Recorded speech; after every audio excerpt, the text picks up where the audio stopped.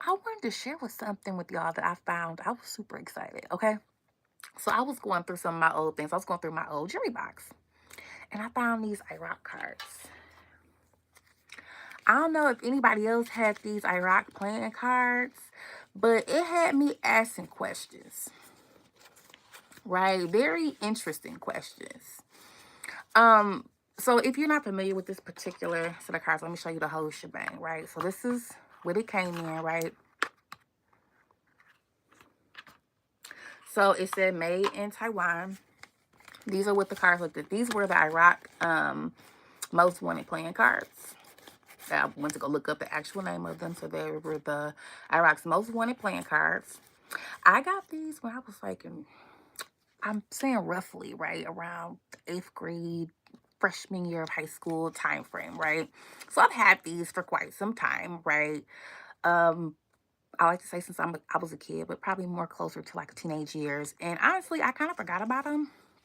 And then as I've been kind of covering some of the content I've been covering on my channel, it hit me like, you know what, you had these cards. I wonder if they're still sitting in one of like your old jewelry boxes. So of course I went to go look. Of course it was there.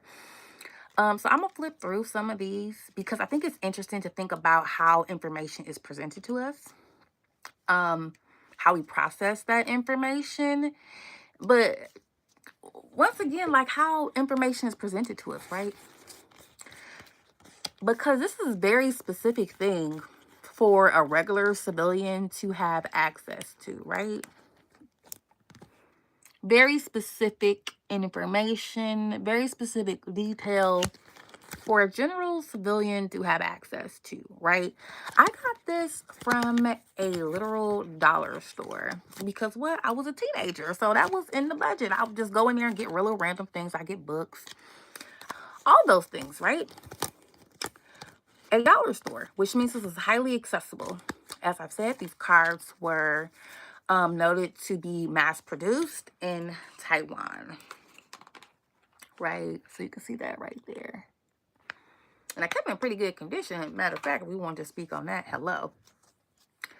What I thought was interesting is I wanted to have a conversation with you guys to see, did anyone else have these cards? Do you still have them in your possession?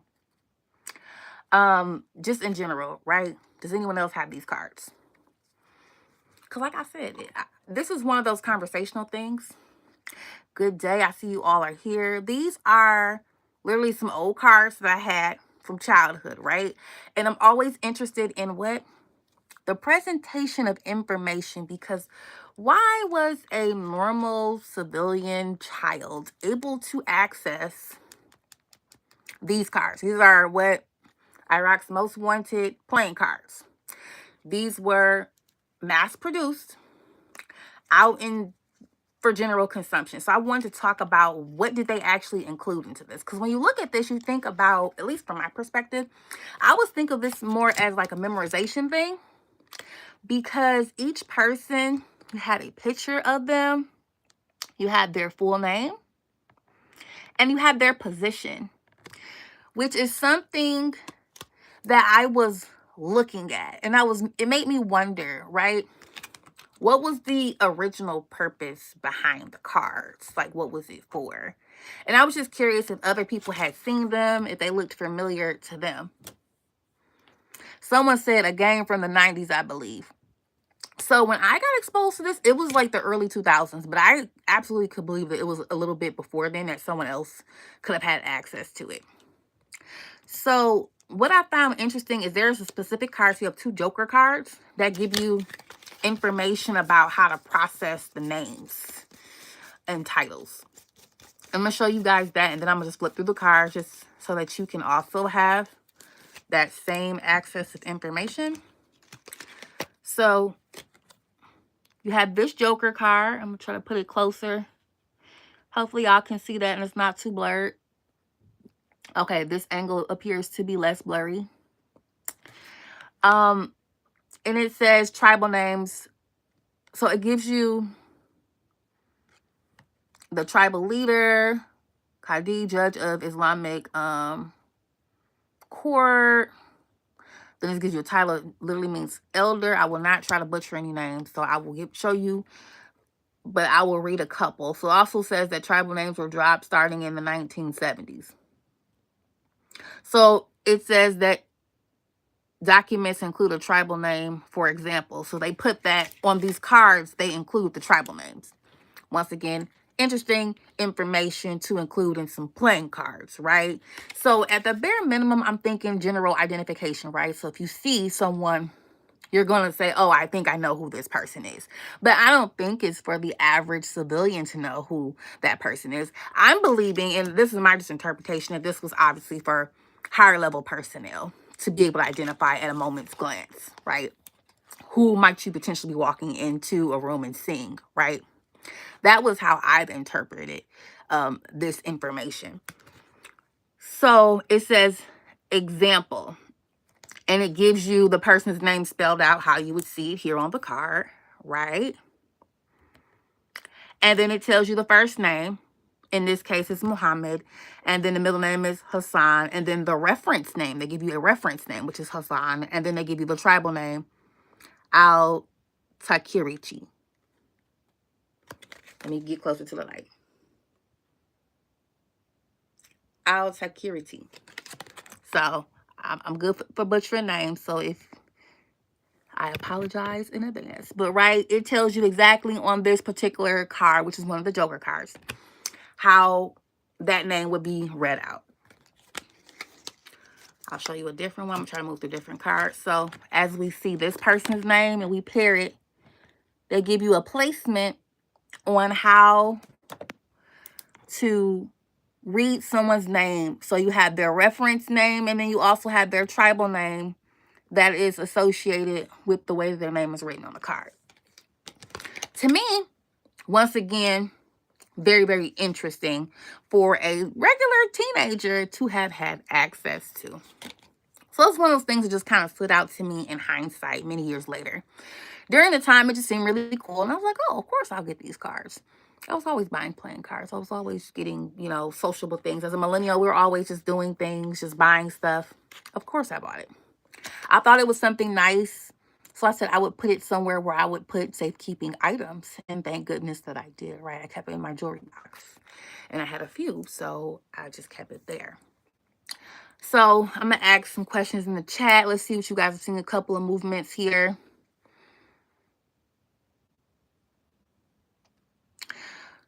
So thank you for the engagement. I see that there's people liking some of these move throughs with the cards that I'm doing. But like I said, I just want to constantly just flip through because as we know, there's 60 cards in the deck. Just so you can see, I think it's very significant that we get to see images. Sorry, covering somebody's name there. But I also find it interesting on who they don't have pictures of, right? Who they didn't have an ability to get a picture of. I find that interesting, right? I think it's very interesting when you think about like propaganda or you think about the way the information is presented, like what they're presenting, while they're presenting it that way. I've always found that significant. Because you have to think, as far as getting information out, this predates social media. This is not a time and era where social media is as it is now, right? So I could see how something like this could exist, but it also makes you ask the question of why did it? Because these are, like I said, once a day, every day, playing cards. So this is the card you saw earlier that showed you how to break down the name when you saw it. And as we're in our current conflict in the United States, right?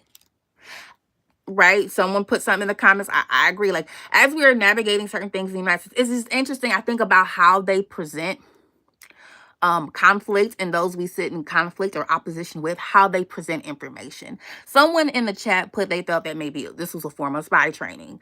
Some said maybe potential military training of some sort. Something that they put, interestingly enough, if that is the case, it's an odd thing that it was put in public domain, right? Because as I said, the cards here show that these were made in Taiwan. These were mass produced. So it's not like, oh, this was just US based. and they were just kind of moving around, and I just so happened to come across something. It was produced in Taiwan. This was mass produced. It's very interesting. And like I said, this predates social media. I remember being a kid and you would watch, better yet, you would get a newspaper, and in these newspapers you would have these very odd cartoon caricature kind of things that they would put in your regular newspaper. Actually, it was borderline offensive, right? You would have different things. Politicians might make a statement about things, and someone will write a news article, and there'd be a whole section that was dedicated to this particular type of work, right? And you always had this section in there. As I've gotten older, I don't see that in newspapers anymore. But it certainly was something that was present back then. So it's just interesting to think about how people present information, all of that. I'm going to read a little bit of this. So it's a little bit of anti-Muslim propaganda that would have occurred right after the Patriot Act that happened in September 11th. Possibly, right? It was a lot of things that happened. That's what I said. I just find all of this so interesting. And I was like, man, this is a beautiful artifact. I'm going to share it with my Legally Everywhere people, because if you've never seen it before, at least you get the opportunity to see it. Because it brings up a lot of thoughts, right? Why would you want that in the general public? Like, it's kind of almost like you make it feel like they're targets, right? And that everyone should be able to identify this said kind of person, right? Have certain kinds of information. There's the other Joker card that would tell you military ranks, right? So it tells you the title, and then you would see the Arabic name of that title. Move back so you can see it. Let me know if that's a good angle from the camera. That looks pretty good right there, right? It's very, once again, just very interesting. And it's something that I said I want to just talk to you guys. Get an idea about how you feel about that, because it was so interesting that this was so normal, because now we're having conversations like that. Seems kind of odd. It seems kind of odd that we would have most wanted trading cards for a country for which we were sitting in opposition with, or where we were in war with. But that was very normal 20 years ago. So normal that an everyday civilian, a teenage kid, can just go to a Dollar Tree and purchase said items. I wasn't carded. They didn't collect any of my information. Matter of fact, I believe I purchased with cash because, children probably weren't using debit cards back then. Right? There was no tracking to make sure they could know who had consumed this kind of information. So it seemed a little bit more intentional, right? Presentation. I just even think back to what we would get as far as the news back then and how things were phrased. Even like certain terminology that seems antiquated that it don't obviously use now. But it's just interesting, some of the language that was used. It just always makes me curious, especially as we sit in a conflict right now. I'm always interested in what information is put out there, why it's put out there, how accessible it is, why is it that accessible.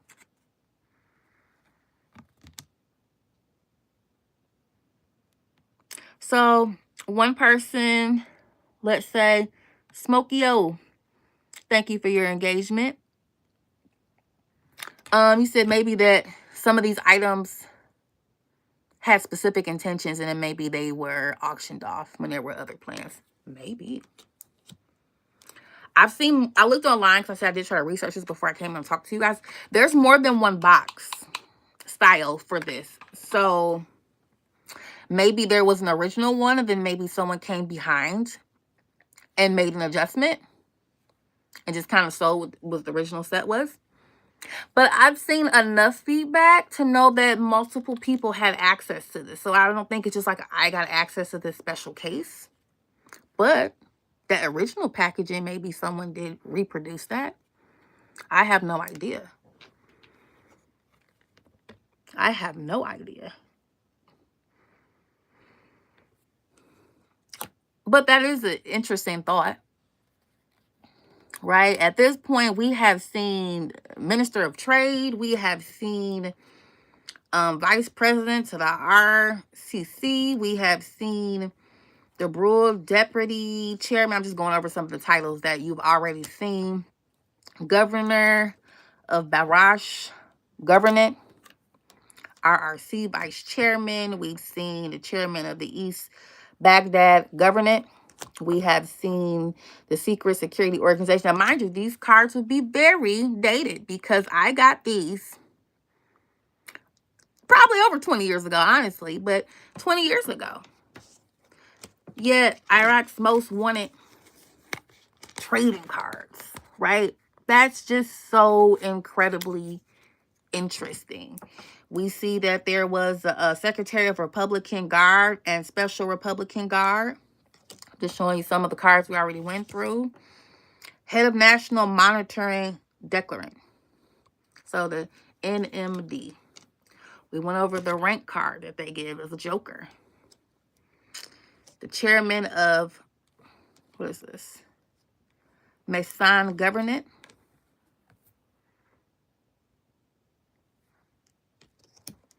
I see some engagement in the chat. Thank you for being here, and thank you for some of the comments and compliments that I'm getting. You all are so kind as always. Iraq Armed Force Chief of Staff. I just find that to be just such an interesting thing just to have in the general public. And that's just one of those things that made me say, I'm glad I was able to keep this artifact, so to speak, because it just, as you get older, you look at things differently than how you look at them when you're younger. I just thought it was kind of cool at the time. Honestly, I probably feel like I had some way where, to a degree, some of this information from these cards, because I did play with them, repetition, right? I had some of it memorized because I thought it was cool, right? I think that was by design. Because when I first went to go look this, I'm like, oh, wait a minute, a lot of these images look familiar. As a general civilian, I don't think many of these faces would have naturally been familiar had I not had access to this particular tool, right? It seemed like a learning tool, right? It seemed like a learning tool. So we'll go flip through a couple of more. I won't keep you guys too long. I just wanted to share. Y'all know I told y'all if I have access to something, I always try to make it accessible to people who might want to see it.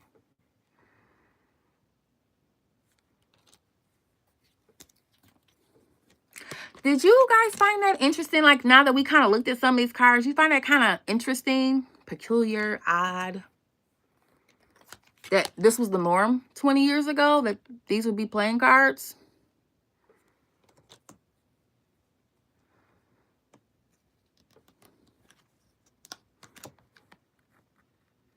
Did anyone else find that kind of interesting, that that was the norm 20 years ago?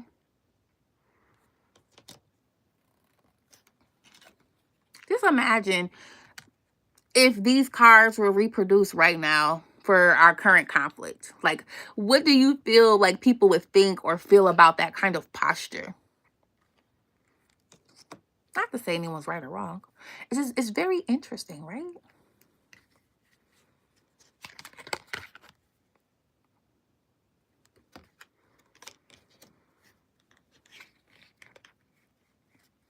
It's interesting because it tells us about a moment in time in history.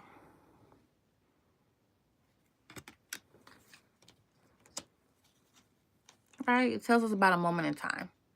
It's not just about the war itself that happened during that period, but it's about how things, I feel, were communicated to like the everyday person. Because keep in mind, I'm telling you, I was a teenager. I was the early teen at that, right? When I got this. I honestly want to say I think I was closer to 8th grade. So barely was even a teenager. 8th grade. I was like 12, 13 when I think I got these cards.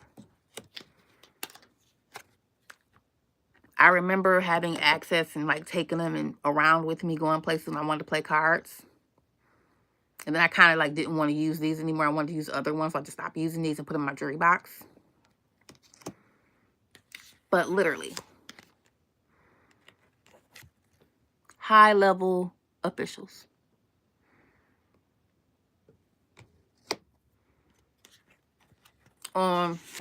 What they called most wanted playing cards, right? That's interesting posture too, right? So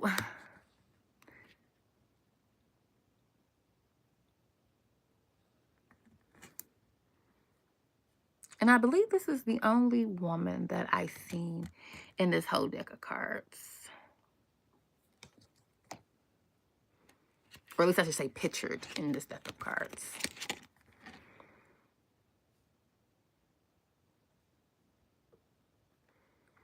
It makes me think also about something that's kind of bigger in a sense. Make sure y'all can see how news and like public information has like changed over the years. Because I just don't feel like something like this would have occurred in our current time frame. This is 20 years old, so it's no judgment, right? But it's just very interesting about like how things are communicated. This predates social media. This predates TikTok, right? I want to say YouTube was around.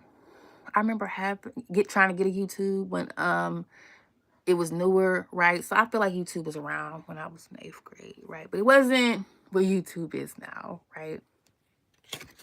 So how would they have disseminated certain kind of information to the general public? Maybe in a less alarming way, maybe in a way that people want to participate in, or maybe a subtle ways of educating people and getting information to them. They might have to employ certain tools like this. It predates social media. But in the social media age, you see something like this, and this is like, wait, what did they create? Why was that the norm 20 years ago? Good quality card at that, because, you know, you can hear these some good playing cards. Right? Presidential Scientific Advisor. Right?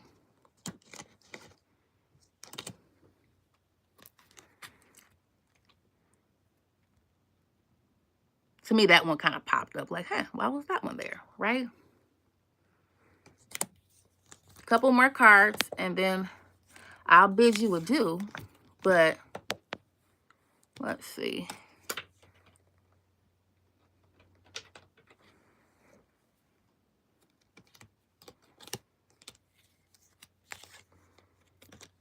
Had a lot of presidential advisors, it appears.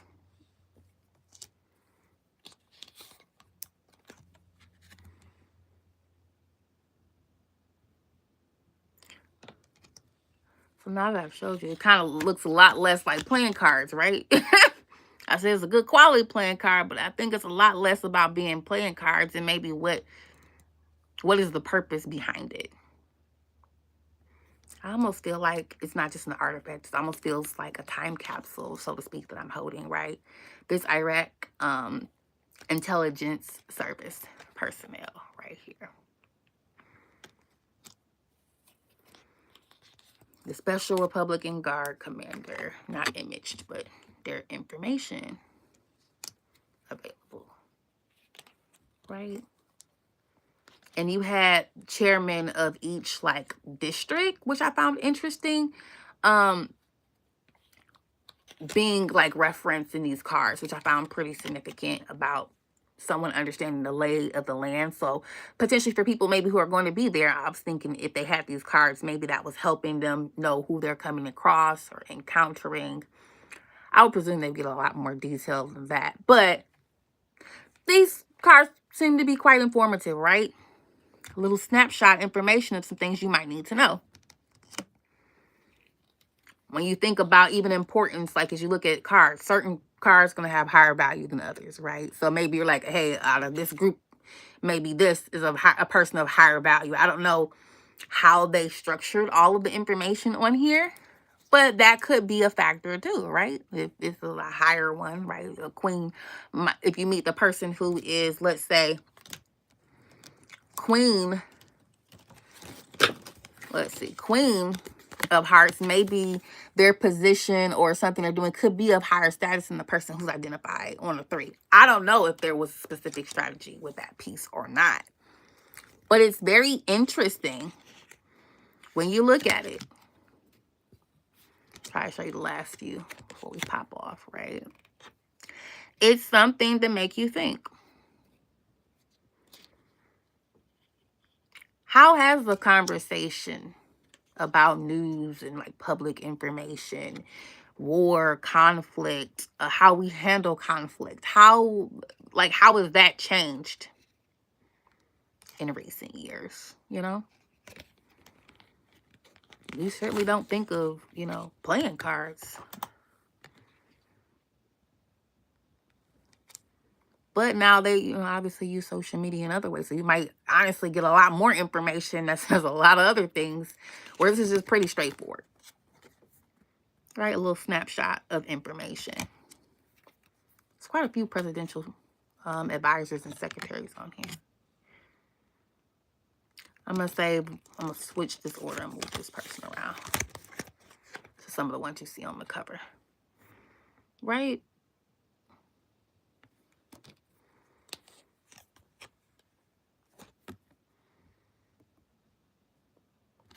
And the one I think that nearly anyone from that time period could recognize is this one.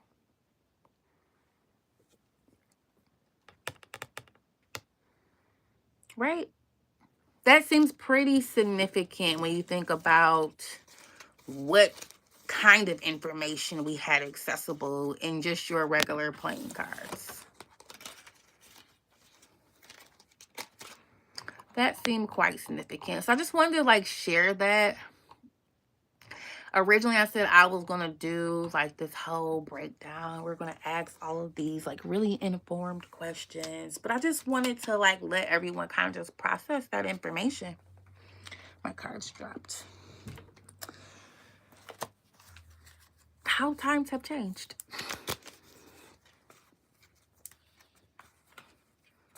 How times have changed. The way we communicate information. The way we accept information. How accessible something like this, is to the everyday person.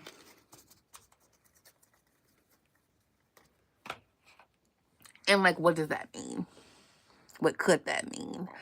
I just really wonder what it would mean for something like this to be made today. How would people react? And what that says about information sharing. I just always think about, to a degree, do we have ways that we can absolutely have ways of communicating things? We don't necessarily have to use trading cards. People make videos and we can disseminate that anywhere. Matter of seconds, right? I'm doing a live. You're getting this live, real time. No chops, no edits, whatever I'm thinking and saying, it's coming directly to you. But something like this feels very intentional, right? I wonder what the reaction would be if, right? What would the reaction be if they made it today? We're in a current conflict. What if they did this for who we sit in conflict with right now? Well, honestly, the United States is in conflict with quite a few people. But, what if they made most wanted cards for every place for which we had conflict? How might that be perceived? Within a nation, how might that be perceived exteriorly? How do people who are watching the conflict respond when they see such things being created? It just makes you very interested. I'm just always so intrigued, always asking the question, right, about communication and impact. Because this was very interesting. If nothing else, it was just very interesting. because I was curious about who was the intended audience, if it was mass produced, right? Or better yet, what was the main objective? And I wonder if that objective was ever reached, because we don't get information like about that, right? So I'm going to put my little historical artifact up, right? My little time capsule, if you will, right? But y'all know I love this whole idea of show and tell. We didn't have show and tell since, well, we probably in kindergarten. So here's my show and tell for this week with you guys. Last week, I gave you guys a look at the mind map things that I have created for studies that I was doing for a Pakistan law course that I was taking. Today, I was reflecting on how certain information was communicated when I was a younger person, maybe a little less informed about propaganda or just the ways that people might want you to be informed on things, like the accessibility of information. Why is it accessible? Because I saw it and I thought that was super cool that I could access it. But then as you get older, you ask the question, why was I able to access it at all? There was no questions about who was buying those cards. As a matter of fact, it was sitting at the front. So when you kind of go in to check out, and they always put the things that they want people to buy, you know, they want you to buy some candy, some sweets, or whatever, they put them at the front. It was sitting in the front. I just so happened to have found them in the back where I was at, just looking at regular cards and different things. They had them back there, and that's when I got them. Things that make you say, right? If nothing else, y'all know I'm always going to bring y'all something I find that I think is interesting. And now I've been liking these show and tell lives. So here's the show and tell.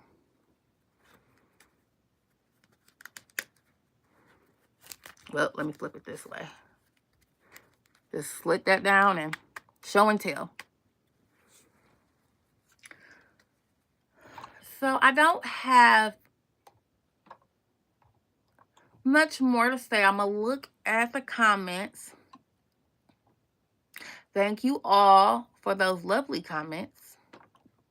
Thank you all for the engagement in the chat. And just once again, the conversation of, I wonder in the future, the things that we find normal today, right? There's lots of things I'm sure that we would like not to be normal in future years and time, time that's coming in the future. We hope won't be normal, right? But I wonder what things we are doing right now that we think is so normal. And like 20 years from now, when someone looks at it, they're like, what was going on? Why was that the norm? Or that's peculiar. That's interesting. I wonder what those things are. Feel free to comment.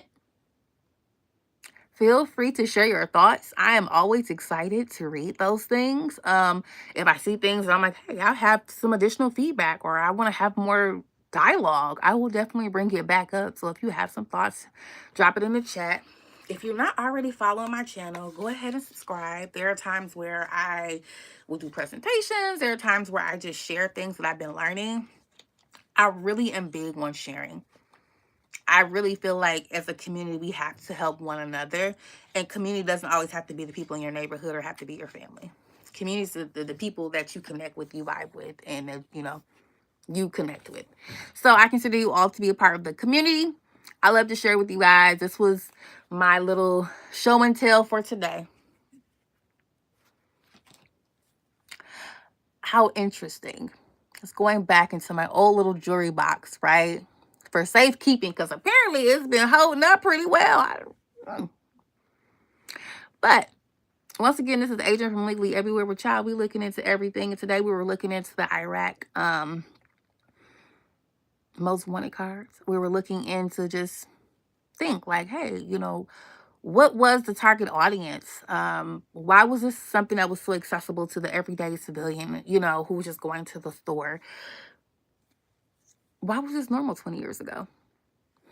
What is something that we're doing now that might look a little peculiar in 20 years, right? I'm so curious. You guys can sound off in the comments. I'll catch you I'm going to catch you in the next video. Until next time. Be safe. Take care.